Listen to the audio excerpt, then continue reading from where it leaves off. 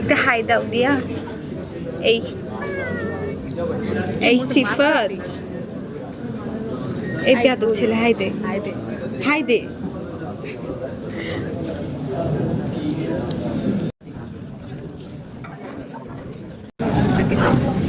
Guest on the way, আমাদের হয়তো 10-15 মিনিটের মতো টাইম লাগবে। সো গেস্টরা আস্তে আস্তে আমরা একটু গেস্টদের ব্যাপারে একটু জেনে নিই। সেটা জান এন্ড ট্রাস্ট মি আপনারা যা করছেন আমার গোষ্ঠীর কাছে কতগুলো এক্সাইটেড সেটা বল। তুই কয়টা কতগুলো এক্সাইটেড সেটা বল। অনেক এক্সাইটেড, সাথে নার্ভাস। বলতে দিস না কোথায় পাবে এখন?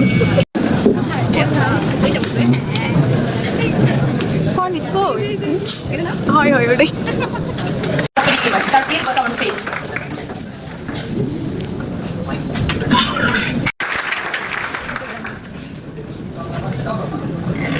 আসসালামু আলাইকুম। আজকে আমার জন্য খুব মজার একটা দিন, কারণ আমি আমার ভাই ব্রাদারদেরকে আমার ওয়ার্কপ্লেসে আনতে পারছি। I guess you guys are also very excited, right guys? Absolutely. দেখেছি I guess you already love the content creators, but আজকে তাদের কিনেছি কারণ তারা স্পেসিফিক্যালি বিজনেস অ্যাঙ্গেল আপনাদেরকে কিছু স্পেসিফিক গাইডলাইন দিতে পারবে। স্পেসিফিক কিছু ফিউ পিপল মধ্যে একজন যে ক্রিয়েটিভ কাজ করেও সেটাকে একটা ভালো বিজনেস মডেলে দাঁড় করিয়েছে। তাই আপনার যদি কোনো ক্রিয়েটিভ কাজ থাকে, আর্ট থাকে, সেটা কিভাবে আপনি ফাইন্যান্সিয়াল মডেলে আনবে সেটা জানার জন্য অন্তি কোয়েশ্চেন করবেন। With that being shed, it's my absolute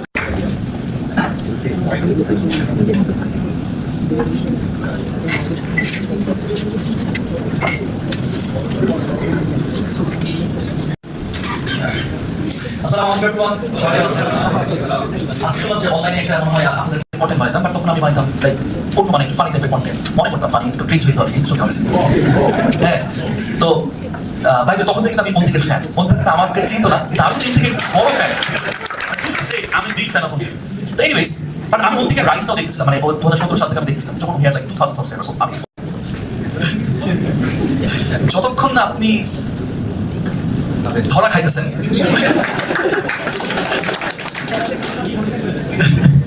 believe me, এমনও লার্নিংস আছে যেগুলো আমি বইয়ে পড়ছি 100 বার, ধরা না খাওয়া পর্যন্ত ওটা আমার মনের মধ্যে ঢুকে নি। Storyteller, innovator, and a beloved youth icon. Please welcome Mr. Ontik Mahmood, founder and CEO of Ontik Animated Studio. কে ছিল পলিটিক্স ভালো করে যাচ্ছেন। আচ্ছা, আমি ওখানে যাবোই না, ডক্টর অনেক কিছু দাঁড়াইছে। আমি একটা ছোট্ট গেম খেলতে চাই আপনাদের সাথে। জাস্ট ইন কেস হাত তুলে কারা কারা আপনি বসে আছেন পাশের জন্য চিনেন। Oh shit, that's mix friend. Point B এই জন্যই ভালো লাগে। আই ওয়াজ সামওয়ান যে মানে এক্সপ্রেস করতে চাইতো, কিন্তু কোনো একটা কারণে কেউ শুনতো না। Maybe because of my face, maybe because of how I speak. আপনি দেখবেন আমি কিছুক্ষণ পর এটা করতেছি, ঠিক আছে? নট সামওয়ান যাকে আমি ট্রাস্ট করতে কথা বলছি, ঠিক আছে? তখন কি আমি আমার খারাপ লাগতো যে কি হবে, মানে ভ্যালু দ্যাটস কিন্তু